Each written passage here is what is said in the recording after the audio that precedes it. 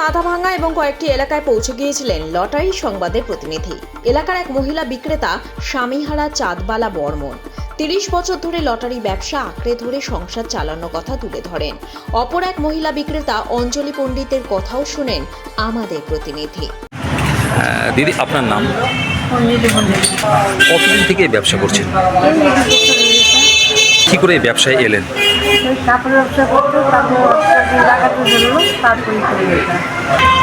আপনাদের টেবিল থেকে কীরকম পুরস্কার উঠেছে বিগত দিনে? এই যে একদিকে সংসার আর একদিকে আপনার ব্যবসা, দুটো মিলে একসাথে চলতে অসুবিধা হচ্ছে না?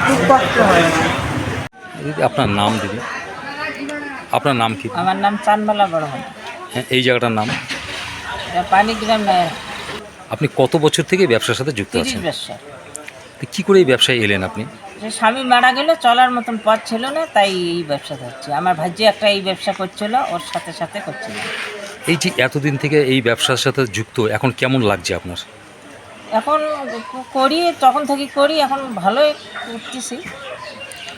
আপনার বিক্রিত টেবিল থেকে টিকিট থেকে তো 1 কোটি টাকা উঠেছে। হ্যাঁ, তাতে আপনার কেমন লাগছে? ভালোই লাগে। তাতে কি আপনার টিকিটের সেল বাড়ছে আরও? হ্যাঁ, বাড়ছে একটা। আপনি একটা কমিশন পেয়েছেন, সেটাতে কি করেছেন? এই যে অল্প স্বল্প জমি জমা নিয়েছি। আর এই যে 1 কোটি টাকা বাদেও বিগত দিনে কি কি পুরস্কার উঠেছিল আপনার?